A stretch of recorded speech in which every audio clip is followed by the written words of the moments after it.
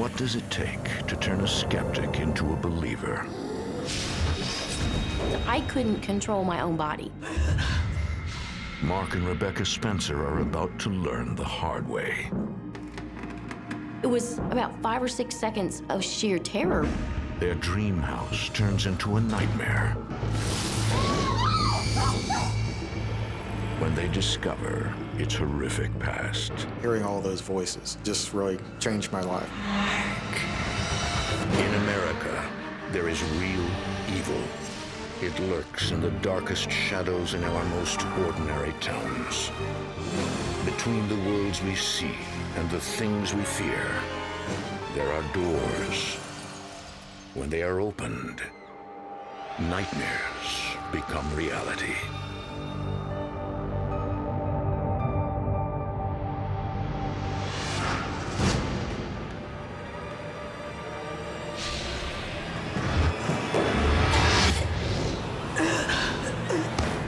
Rebecca! What's wrong? I saw something. A ghost.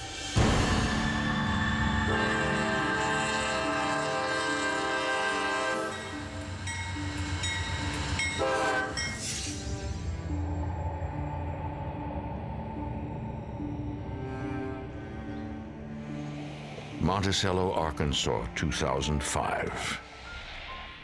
For the past 18 years, Mark Spencer has been a department chairman at a university in Oklahoma, but he's interviewing for a new position at the University of Arkansas.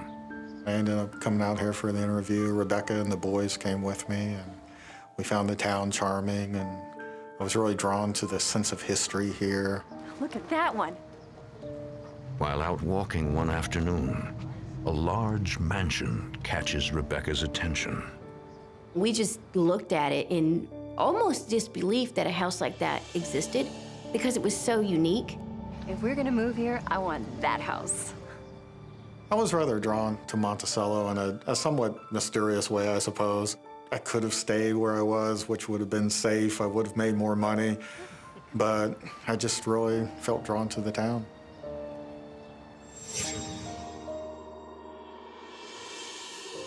The following day, Mark accepts the job. Rebecca is thrilled. She can now pursue her dream house.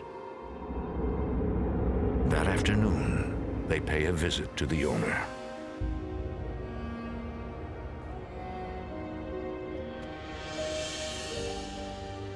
I wanted that house. Short of the devil walking out the front door, I was gonna buy it.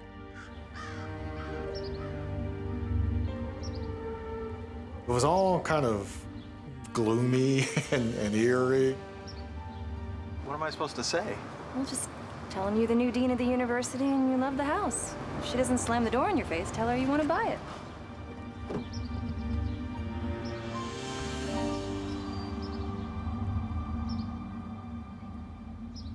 After getting a close look at the house, I was having some serious second thoughts about trying to buy it because it seemed to be in such a dilapidated state.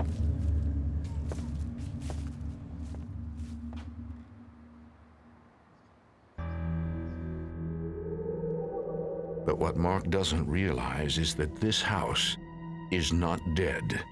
It's very much alive. The same shall drink of the wine of the wrath of God, which is poured out without mixture into the cup of his indignation. And he shall be tormented with fire and brimstone in the... I think the idea that frightened me was that whoever owned this house would be listening to such a radio program in the middle of the afternoon. I was a little bit afraid of what the owner was going to be like. No rest day nor night, who worship the beast and his image, and whoever receiveth the mark of his name.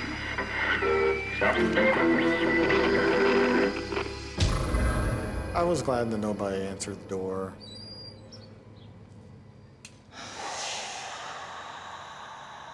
This place looks like a money pit to me. Although the house is in disrepair, there's something about it that still fascinates Rebecca. I think he was trying to discourage me, but it didn't work. I still wanted the house, it didn't matter. It didn't really matter what he said. The Spencers ask everyone they know about the house on North Main Street, hoping someone can lead them to the owner. We thought maybe we could go to a real estate agent, and the real estate agent could approach the owner and see whether the owner might be interested in an offer. We're interested in a particular house. Great. It's the one on the corner of North Main and Oakland. You mean the Allen house? Hasn't anyone told you? It's haunted. I just figured, it's a small town. Every small town has a haunted house. And she just said, well, that's not the kind of house you want to talk about. It's not for sale or anything, and the woman that owns it would never sell it anyways. I'm sorry, but I can't help you with that house. I didn't immediately assume that there was something weird about the house. No, I was more inclined to think there was something weird about the real estate agent. In the meantime, Mark investigates the haunted history of the Allen house. He wonders if the rumors are true. I did an internet search one day, just, typed in Allen House, Monticello, Arkansas, and a whole bunch of websites came up, and they were all about paranormal activity associated with the house. And apparently the house had a reputation for paranormal activity for over half a century. The house was built in 1906 for Joe Lee Allen, one of the wealthiest businessmen in Arkansas. Allen had 3 daughters. Liddell, the middle child, was apparently his favorite. Liddell Allen got married when she was 19. The marriage didn't last. Liddell moved back to her childhood home where she lived with her mother. It was there that she committed suicide on Christmas night, 1948. No one knew why.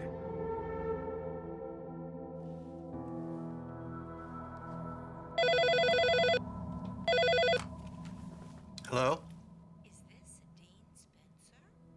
I got a call from the owner of the house, and she said that she understood that I wanted to buy her house. She said that she would have to meet us, and after she met us, she would decide whether she would consider talking about selling the house. Mark and Rebecca will need to wait several weeks until the owner returns from an out-of-town trip. But in the meantime, they often visit the Allen house, anticipating the day they can finally go inside. Are we really gonna live here? Maybe. Definitely. Oh, that must be Miss Marilyn.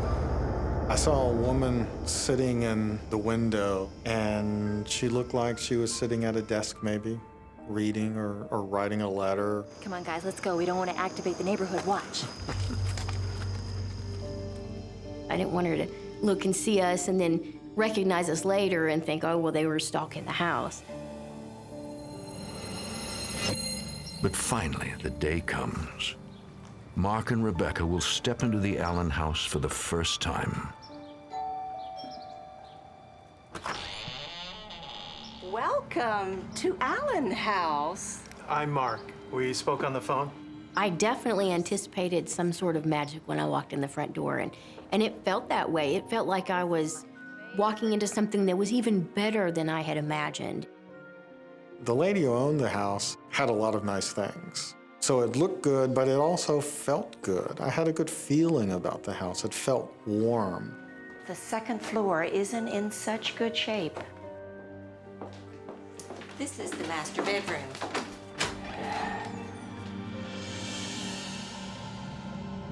Is this the room that overlooks the street? Yes. I immediately could see that this was the second-story room in which we had seen the woman in the window. And what was surprising was that we couldn't get into the room because the room was packed full of furniture and boxes. You must have done a lot of heavy lifting to get these boxes in here. We saw you sitting at the front window just a few days ago. I haven't been in this room for months. I figured that my wife and the kids and I had all experienced some sort of common optical illusion. Maybe it was a ghost. I'm sure you've heard by now that this house is haunted. We don't believe in that sort of thing. Oh, but it's true. This house is haunted. She told Mark that he would hear lots of stories about it, but not to worry because she had had the house exorcised. When I first moved in here, I could hear the ghosts talking constantly. They don't talk as much now. My response to that was that, well, she was just probably a little crazy. And I wanted to be polite, and after all, I was trying to buy her house, so I just kind of went along. I said, oh, that's really interesting. Well, we've got to be going. We've got to pick our son up from school, but thank you so much for showing us your beautiful home. Glad you like it. I think the house likes you too. That's when she first came out and said that she was thinking of selling her palace and that God must have brought us to her because we were the types of people that she would want to sell her palace to. But yes, I think I'm supposed to do this. She said that she was surprised to find herself saying that because she never thought she would sell the house. But she had a feeling about me and Rebecca. She said that for some reason, she felt that we were meant to own it. Done. Oh my goodness, I have to hug you. But little do they know, they're moving into a house with a very dark past. We felt that the house needed to be saved and that we were the ones to save it. Perhaps Mark and Rebecca were chosen to own the house. But just what were they chosen for? You ready to buy a house?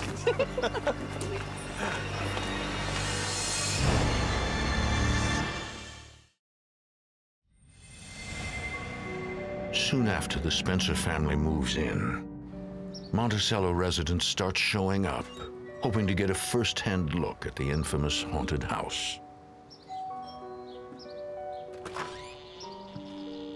We heard that you were letting people come in to see the haunted house. They would show up at the door and they would say, hey, we want to come and see inside. And I'm like, well, I don't know who told you you could come inside my house, but you can't. Would you have a stranger come into your house and look around? No. Sorry.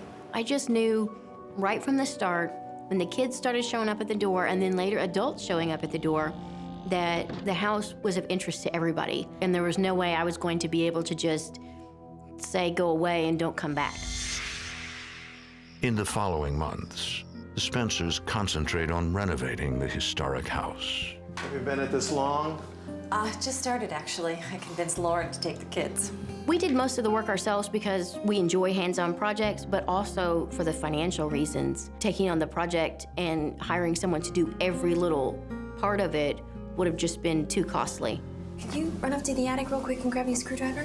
No problem. I was working 50 to 60 hours a week at the university, and then every spare moment I had, I was at home working around the house. I don't think that I could have worked as hard as I did on the house if I wasn't so much in love with the house. While Mark loves the house, he's also mystified by it. The attic, in particular, holds great mystery.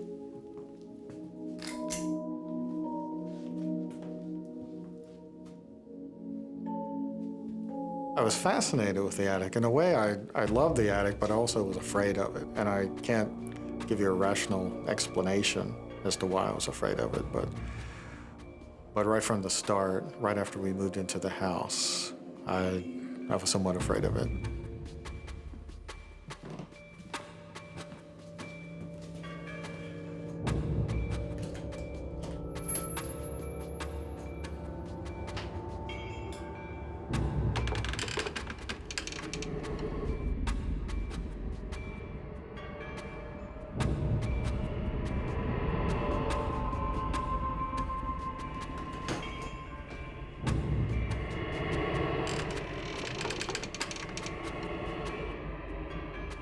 Mark's uneasiness grows. Someone or something is watching him.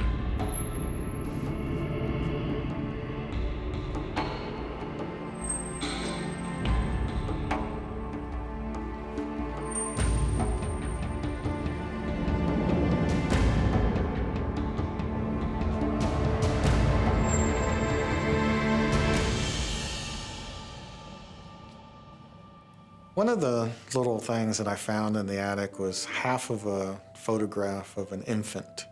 And on the back of it was enough of an inscription to determine that it said Miss Liddell. And I wondered, why would anybody tear a photograph of a baby in half? But then, something unusual catches his eye.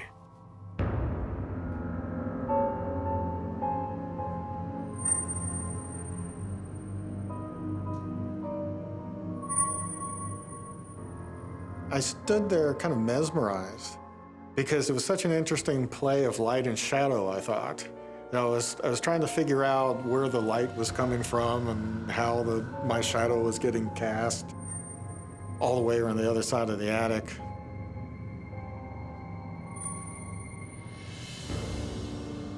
And then what was really strange was that when I moved, my shadow didn't move.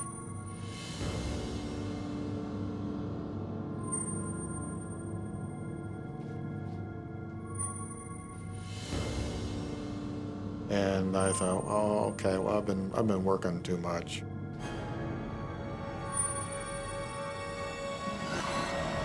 At the time, I was just determined really not to think much about it. I figure, well, there must be some explanation. I just don't have it at the moment.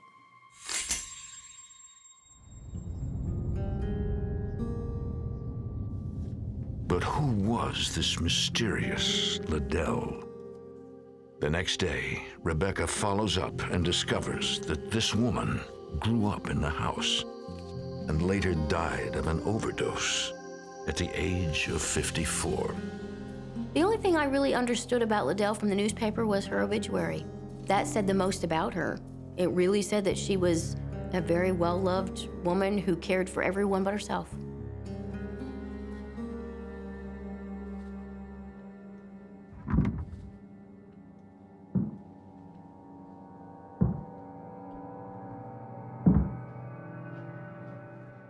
I heard 4 very heavy footsteps above me in the attic.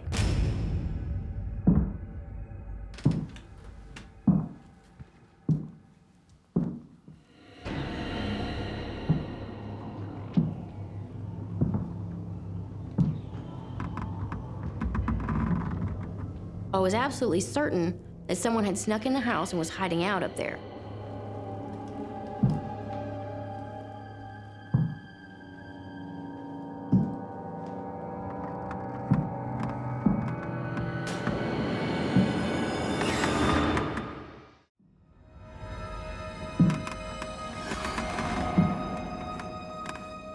After hearing footsteps in the attic, Rebecca believes an intruder has broken in.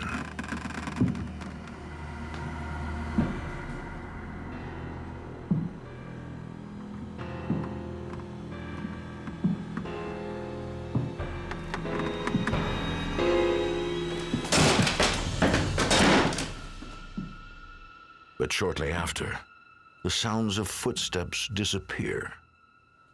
It made me pause. It made me go back and think about some of the stories people had said about the house. Things I had disregarded, things I thought were silly, now became a reality to me. Those became real stories because now they were my stories. In the following days, the Spencers discuss a more concrete problem with their new house. We have got to hire someone to come in and insulate the walls. The electric bill is getting higher and higher every month. We were quickly going broke doing these renovations. Paint and wallpaper and lumber, all of these things are pretty expensive. Oh, we got a letter from those ghost hunter people. I'll take a letter any day over people just showing up on the front porch. I had to turn another one away today. She must have been 90, and she was pushier than the kids, as if she expects us to give guided tours. Well, why don't we? I mean, Halloween is coming up. We could charge $5 a head. It would help pay for the renovations.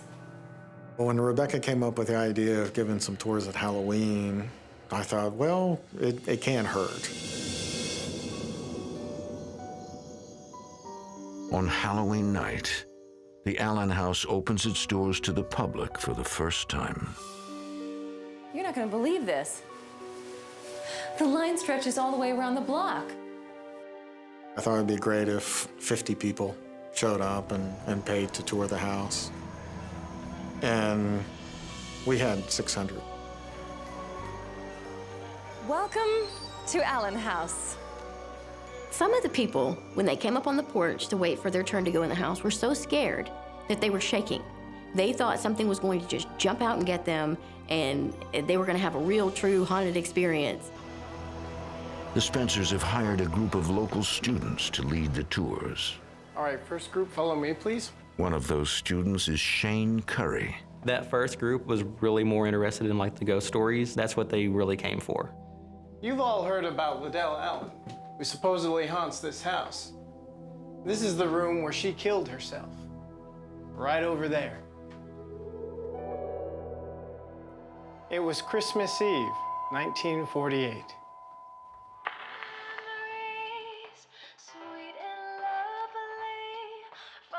Caddy Allen, Liddell's mother, was hosting her annual Christmas party. Liddell was, of course, in attendance. Good to see you.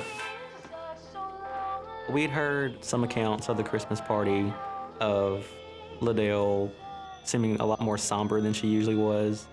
By the end of the party, Liddell appeared disheartened, but no one could understand why an otherwise cheerful woman seemed so depressed. At one point late in the evening, she prepared herself a plate of hors d'oeuvres and a glass of punch, and she went upstairs.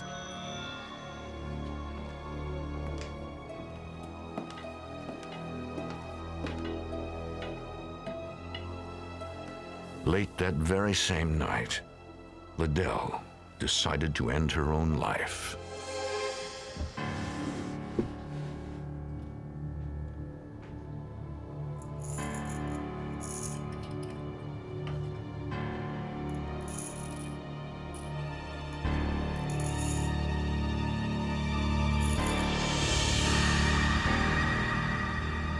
She suffered for about a week before she finally passed away. Her mother came home and sealed up this room. No one came in here for the next 37 years, until the Allen family sold the house. That's when the ghost stories began. You don't actually believe those stories, do you?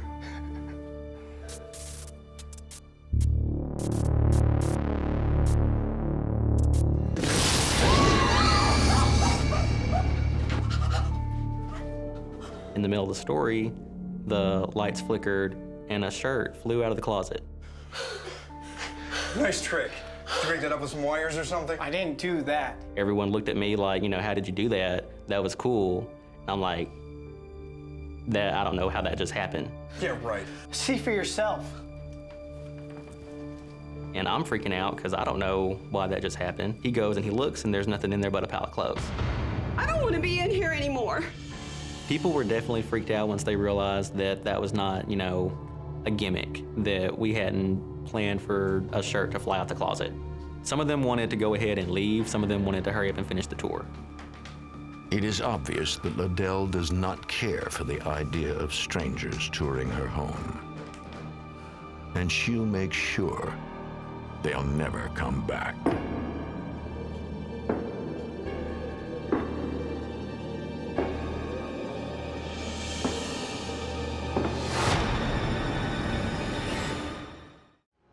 A simple tour of the haunted Allen house has turned into much more than anyone planned.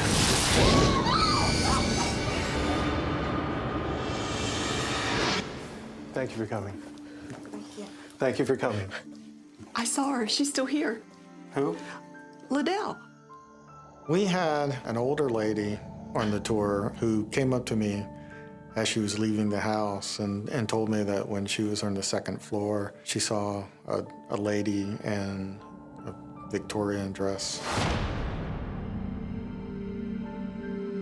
She was saying she thought she had seen Liddell. Why is she so sad? I don't know. People who came on the tour, they all wanted to know what our ideas were or what we knew about Liddell's suicide. And the fact is, nobody knew why she had committed suicide. Thank you so much for opening your house to us. I'll never forget this. I saw her.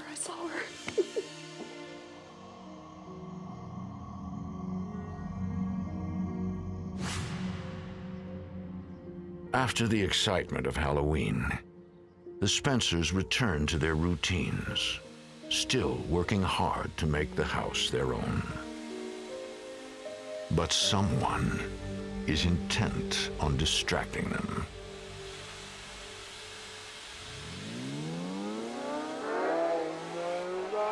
I'll give to him, and we will start anew. When the stars above make my wish come true, then my memories will never be lonely. When my one and only returns to me. I put the needle down and it stopped instantly. And what's odd about that is that it's wound up with a spring. So if someone had actually wound it up and you were to put the needle down, it would either play or it would just slowly wind itself out. But it stopped instantly, so it wasn't wound at all. Rebecca goes upstairs to tell her husband what she saw. But something stops her dead in her tracks.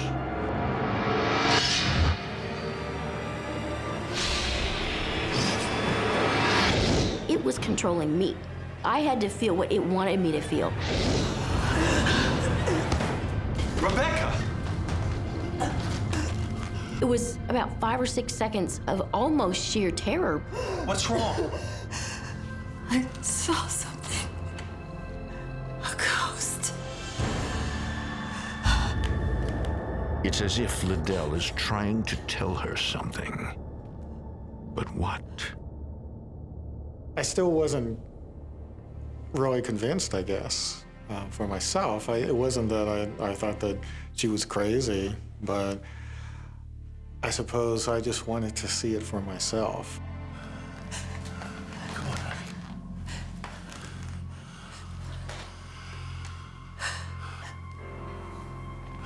I think maybe it's time we let one of those paranormal groups come and investigate. I wanted concrete evidence of paranormal activity before I was going to be able to say, yeah, this house is haunted. The Spencers invite a team of paranormal experts from Louisiana Spirits to conduct an investigation of the Allen house. Among the investigators is Bess Maxwell. You could feel the history of that house, and you could feel the house. I don't know that I've ever been any other place that you could just feel the spirit of the house like the Allen house. We really didn't understand what the protocol was for having paranormal investigators in one's home. So we sent the kids off to friends' houses for the night, and Rebecca and I decided that we would go out and leave the house to the investigators. We've never left anyone alone in the house before. Don't worry. We do this kind of thing all the time. We'll be fine. Rebecca Spencer's concerns were she always felt that the Allen house had its own distinct personality. She looked at the house as being almost a person in and of itself. And she was just kind of worried that, as strange as it sounds, the house would not like us being there. You ready? I guess so. That night, I felt that something was a little off. Mark felt something was a little off. We just weren't sure what to do, so we chose to leave. But I think we both knew right from the start that we shouldn't do that.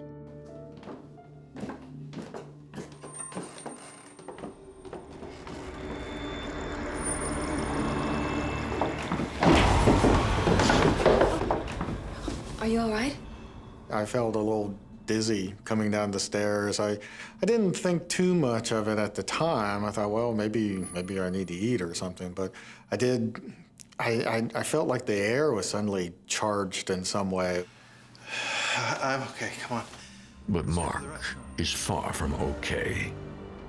Perhaps it's a warning of events yet to come. Liddell. After Mark and Rebecca leave for the evening, the investigators continue their attempt to solve the Allen house mystery. The attic has always been the focal point of a lot of the activity in the house.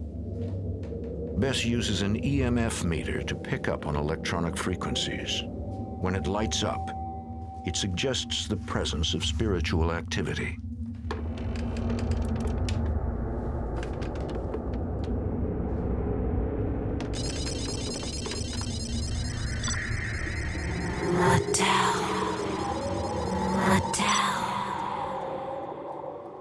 I thought that one of the other investigators was coming up behind me and had just said her name.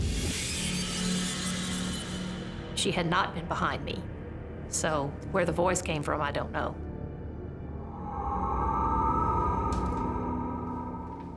Meanwhile, Rachel Ellis sets up a camera in the master bedroom.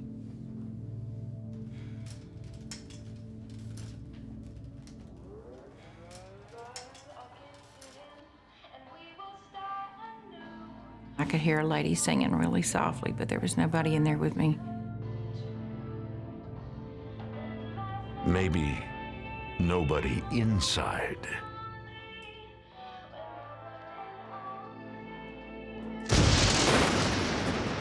It was like lightning all around the house.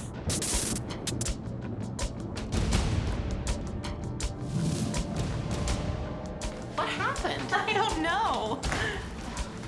Everything is dead except the audio recorders. All electricity went out. There was no electricity whatsoever, but our recorders were still up. I saw sparks outside just before the lights went out. Must have been a transformer. The neighbors still have power. Then we realized that, well, it couldn't have been the transformer because we were the only house with no electricity. The houses next door on either side, the house across the street, their lights were on. So it was just us. I better call Rebecca.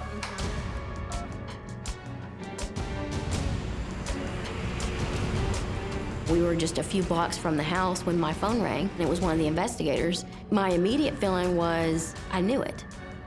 I knew we shouldn't have left the house. What happened? Come on, follow me. I want to show you something. Here, be careful. And watch the wire.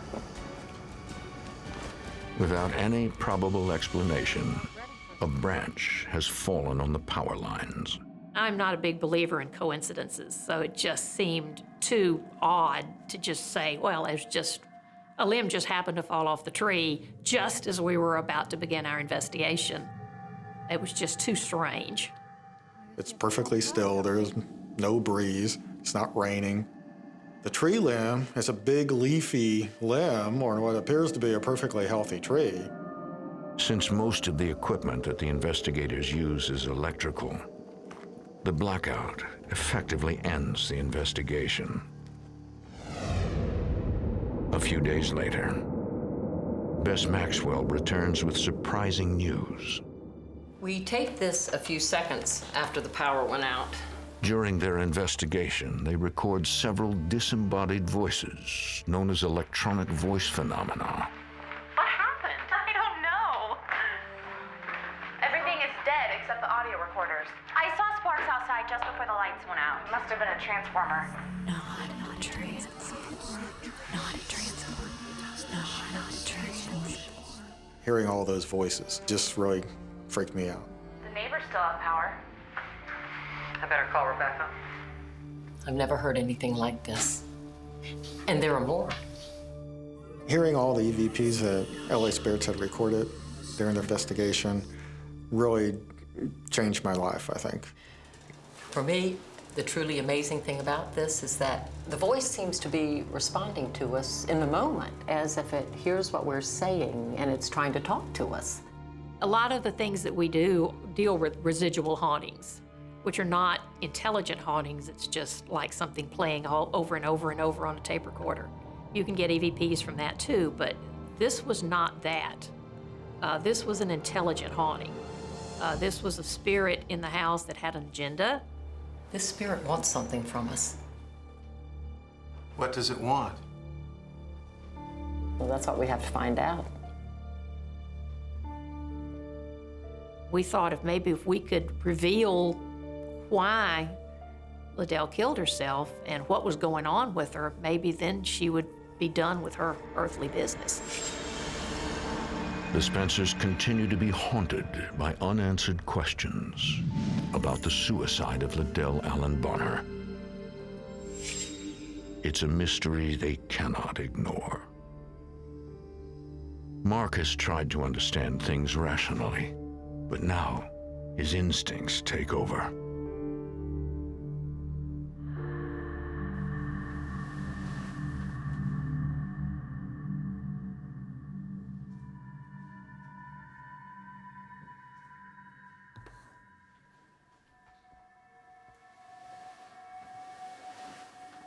One Saturday morning, I woke up and I immediately felt the compulsion to go to the attic. I was arguing with myself that there wasn't any reason to go to the attic because I had scoured the attic many times and I was convinced that I had found everything that there was to be found. But this voice in my head just was nagging me, you've got to go to the attic.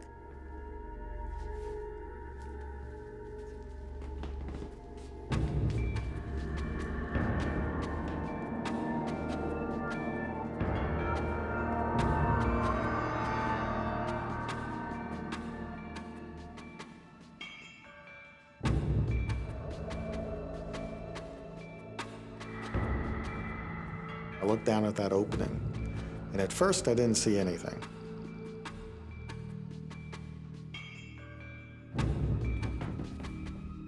Still, there's, like this voice in my head telling me, look closer. It was almost like a hand was on my shoulder, pushing me down.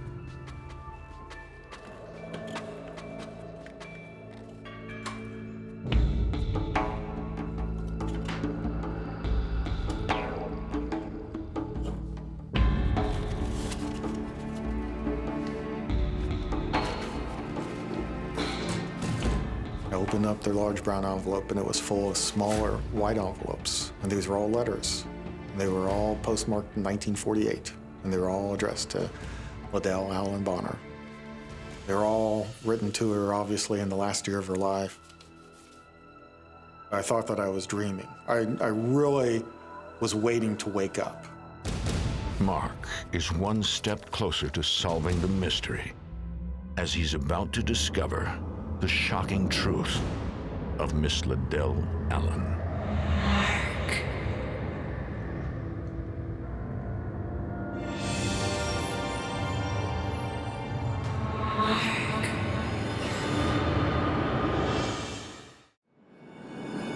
After trying to decipher the paranormal disturbances in the house, Mark is led to the attic and discovers a stash of hidden letters. The truth behind Liddell's suicide is finally before him.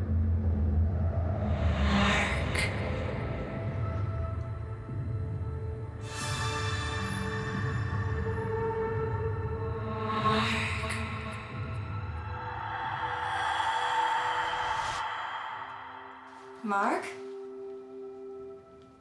I literally blinked fast several times, and it was Rebecca coming toward me. What's wrong? I think that the transition between seeing Liddell and then seeing Rebecca, I think that it was meant that way. I think that Liddell was probably using Rebecca's energy to show herself to me. I know why Liddell killed herself.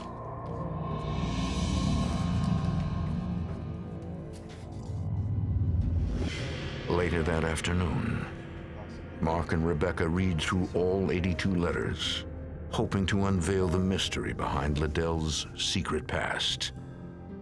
Obviously, these were letters from a man who was madly in love with Liddell. You certainly are as near the Dell I knew years ago as you could possibly be. Liddell's admirer was a gentleman named Prentice Hemingway Savage. Prentice was vice president of Texaco Oil in 1948. He lived in Minneapolis, Minnesota, but he had grown up here in Monticello. Liddell and Prentice dated as teenagers. Years later, as adults, they rekindled their love. Hello, Del. But this time, something was different. Prentice was married. In July 1948, Liddell arranged to meet Prentice in Milwaukee. It ended on a promise to spend the rest of their lives together. Liddell returned home, and they began making plans through a series of letters.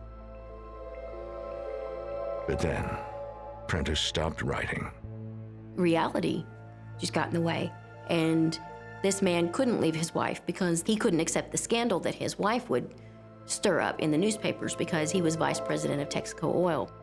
And on Christmas night, 1948, Liddell finally sealed her fate. I think that she hoped that Prentice would arrive, would show up, would surprise her. Michael, come on in. The man she loved never arrived. Her dreams were broken, and she gave up hope of ever being happy again.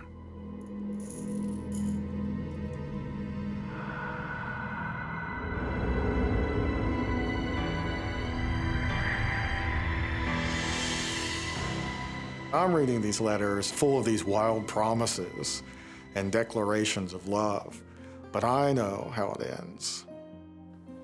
She knew he wasn't coming back.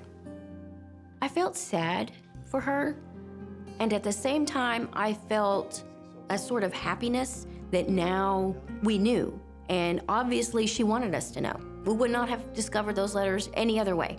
She had to have wanted us to know the story. She had nothing left, and she couldn't pretend anymore. We'll make sure everybody knows that.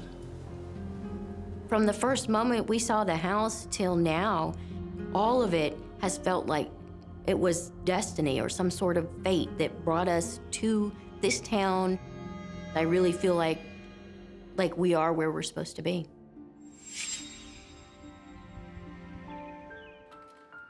What I think I've experienced following my discovery of the letters is a greater awareness of Liddell's presence. I think that connection she made with me the day that I discovered the letters has, opened a sort of door, and there is a connection between me and her. Mark has no doubt that Liddell has chosen him to tell her story. He decides to write a book about his experiences, the house, and the truth behind the untimely death of Liddell Allen Bonner.